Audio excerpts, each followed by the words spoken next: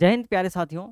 आज हम लोगों का हिंदी का पहला क्लास है और इसमें हम लोग हिंदी व्याकरण में जो भी टॉपिक है हम लोग पढ़ने वाले हैं। ये बैच आपको जो है कि हिंदी व्याकरण का संपूर्ण बोल सकते हैं, यानी कि हिंदी व्याकरण का जितना भी टॉपिक है इस चैनल के माध्यम से आपको पूरा करवाया जाएगा। और सबसे बड़ी बात यह है कि मेरा सबसे पहला लेक्चर है और आप अगर इसको अच्छे से देखते हो, कमेंट करते हो अच्छे अच्छे, तो मैं ज़रूर इससे आगे जो है कि जितने भी टॉपिक है मैं जल्द से जल्द कवर करने का कोशिश करूंगा। आपका कमेंट, आपका लाइक, आपका शेयर हमें वो एनर्जी पैदा करता है जो कहीं से भी नहीं वो एनर्जी मिल सकता है। यहाँ तक कि कोई विटामिन खाने से भी वो एनर्जी नहीं मिल सकता जो एनर्जी आपका कमेंट, आपका लाइक पैदा करता है। तो प्लीज़ कमेंट ज़रूर करें। आपको वीडियो पसंद आए तो भी कमेंट करें, अगर ना पसंद आए तो भी कमेंट करें। अगर कहीं पे समझने में दिक्कत है तो भी कमेंट करें कि सर यहाँ पे इस टॉपिक में दिक्कत है मैं, तो मैं उसको सुधारने का कोशिश करूँगा, अच्छे से समझाने का कोशिश करूँगा। तो आज हम लोगों का पहला लेक्चर है और आज हम लोग देखने वाले हैं हिंदी का व्याकरण। ठीक है, हिंदी का व्याकरण। और इसमें ये जो आपका 2024 आने वाला टाइम है, क्या है, आने वाला टाइम जो है वो आपके लिए वरदान साबित होगा। ठीक है, क्या होगा, आपके लिए वरदान साबित होगा ये 2024, अगर आप इस बैच को ज्वाइन कर लेते हैं तो। और ज्वाइन करने के साथ साथ अगर आप लास्ट तक मेरे वीडियो को, मेरे क्लास को कंटिन्यू करते रह गए तो आपको हिंदी में कहीं तकलीफ नहीं होगा। हिंदी में आपको टोटल 100 मार्क्स पूछे जाते हैं। अगर आपको मैथ्स में 100 मार्क्स का रहता है तो आप जी जान लगा देते हो, रात दिन एक कर देते हो कि मैथ्स में 100 में 100 लाना है। वही बात अगर आती है हिंदी की, ठीक है, हिंदी की, तो जरा सा भी टाइम नहीं देते हो, बोलते हो कि लास्ट में पढ़ लेंगे, लास्ट में थोड़ी मेहनत कर लेंगे, लास्ट में बुक पढ़ लेंगे, जितने भी कहानियां हैं वो पढ़ लेंगे। नहीं, ऐसा नहीं चलेगा। आपका मैथ्स बाबू 100 मार्क्स का है, इसमें बहुत ज़्यादा टाइम देते हो, लेकिन वही बात आती है हिंदी की, तो हिंदी में आप जरा सा भी मौका नहीं देते हो। शुरू से पढ़ो, शुरू से जितने भी कहानियां हैं सारे पढ़ डालो, उससे जितने भी क्वेश्चन बनने वाले हैं सारे को कर डालो, ऑब्जेक्टिव जितने बनने वाले हैं सारे कर डालो, हिंदी व्याकरण जितने हैं सारे पढ़ो।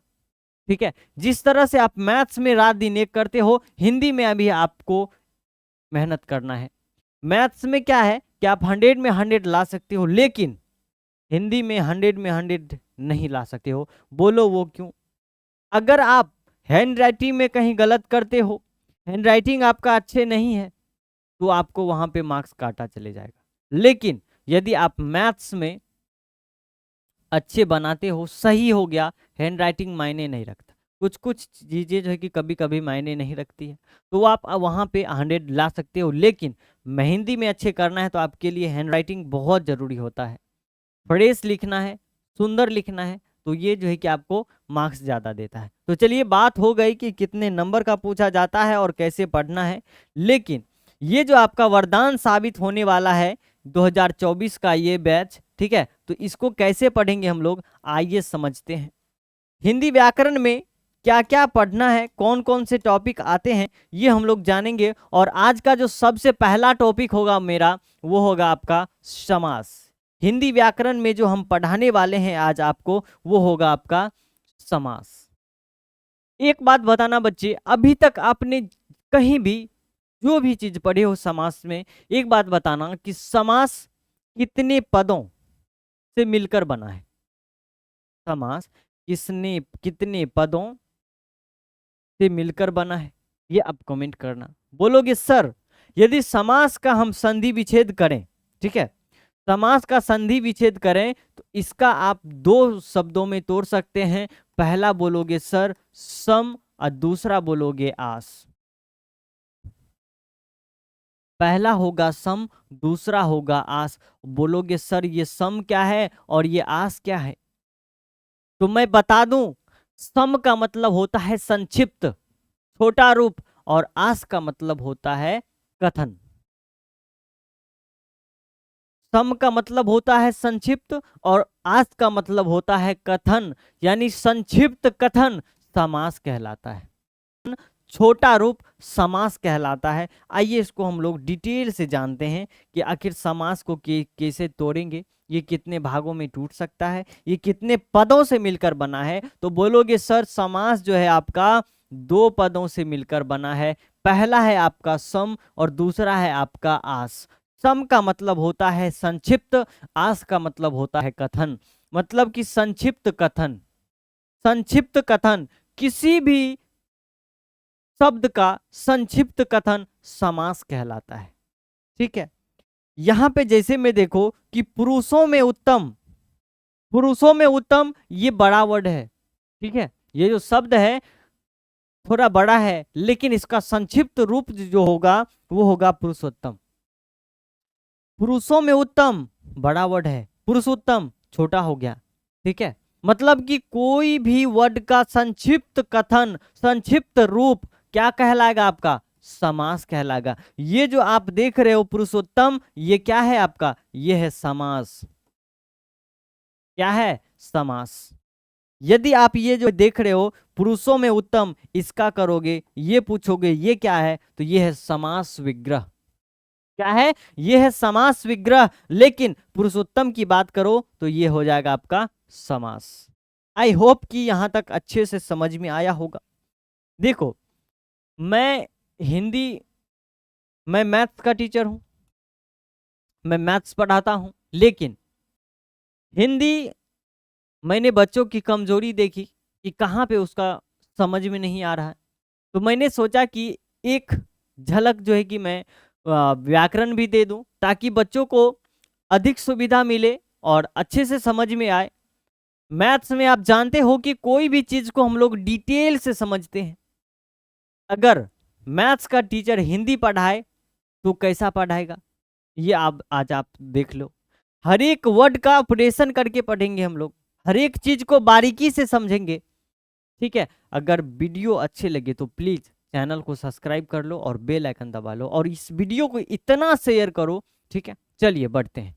समास, और हम लोग समास पढ़ रहे हैं तो समास के बारे में जानना जरूरी होगा कि समास किसे कहते हैं। इससे पहले जो आपने पढ़ा वो समास कितने शब्दों से मिलकर बना है, समास क्या होता है आपने समझ लिया है, लेकिन समास का अभी तक डिफिनेशन आपने नहीं पढ़ा है। ठीक है, तो आइए देखते हैं कि समास किसे कहते हैं। समास किसे कहते हैं, कहता है दो या दो से अधिक पदों का ऐसा मेल जो विभक्ति रहित हो। क्या हो, विभक्ति रहित हो, समास कहलाता है। दो या दो से अधिक। ठीक है, मिनिमम कितना, दो, अधिकतम कितना पता नहीं। मतलब दो या दो से अधिक पदों का ऐसा मेल, समूह, संग्रह जो विभक्ति रहित हो, समास कहलाता हो। अब बोलोगे सर ये विभक्ति रहित क्या है, ये जो विभक्ति रहित है ये हो जाएगा बिना विभक्ति का। विभक्ति रहित का मतलब क्या होता है, बिना विभक्ति का, बिना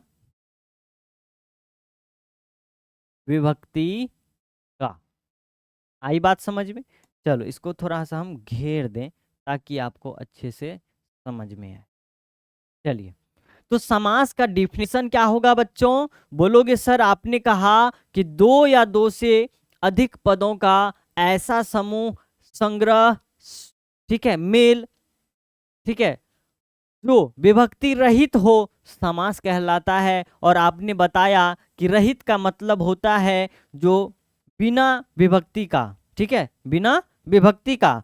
अब आ जाओ की बात करें तो आप बोलोगे कि पुरुषों में उत्तम, क्या चीज, पुरुषों में उत्तम, ये बड़ा वर्ड है।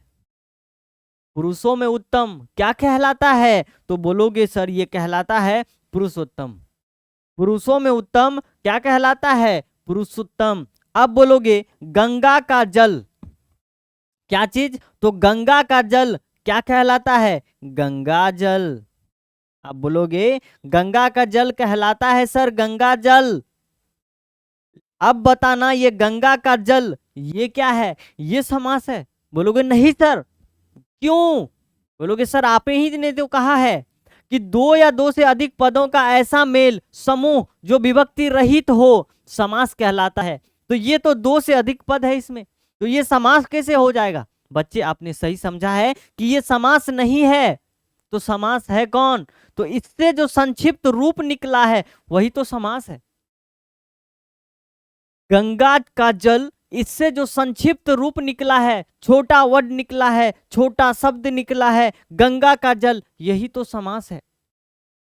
तो बच्चों अगर आपने इस तरह किसी को समझा दिया तो आपने उसको पता चल जाएगा कि इसके पास समास का जानकारी है, ये बच्चा समास अच्छे से पढ़ा है। ठीक है, तो चलिए हम लोग समझते हैं। अब बात आती है कि ये जो आप देख रहे हो रेड कलर का जो है, ये जो आप घेरे में देख रहे हो, इसे बोलेंगे समास। क्या कहते हैं इसको? समास। और ये जो देख रहे हो, चलो ये जो आप देख रहे हो इसको क्या बोलेंगे? तो इसको कहते हैं समास विग्रह। अब ये देखना, ये जो पुरुषों में उत्तम, ये क्या कहलाएगा? विग्रह, समास विग्रह। लेकिन इससे जो संक्षिप्त रूप निकलेगा, छोटा वर्ड निकलेगा, छोटा शब्द निकलेगा, पुरुषों में उत्तम क्या कहलाएगा? पुरुषोत्तम। ये क्या हो जाएगा? आपका समास हो जाएगा। आई होप कि यहां तक समझ में आया होगा। देखिए मैं बहुत छोटा वीडियो लेकर के आ रहा हूं, छोटा वीडियो, आज का पहला लेक्चर है इसलिए मैं छोटा बनाया हूं, ताकि आप देख पाओ कि ये जो हिंदी व्याकरण है कितना आसान है, कितने आसानी से पढ़ा जा सकता है। और आगे जो मैं वीडियो लेकर के आऊंगा वो आपके कमेंट पे निर्भर करता है कि आप चाहते हो पढ़ना या फिर नहीं चाहते हो। तो चलिए आज का वीडियो हमारी यहीं तक रहेगी और मिलेंगे अगले वीडियो में।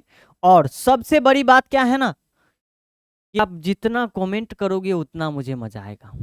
लाइक कमेंट जरूर करें, ठीक है, अगर आप अच्छे से हिंदी की तैयारी करना चाहते हो। ठीक है, चलिए मिलते हैं अगले वीडियो में, तब तक के लिए धन्यवाद।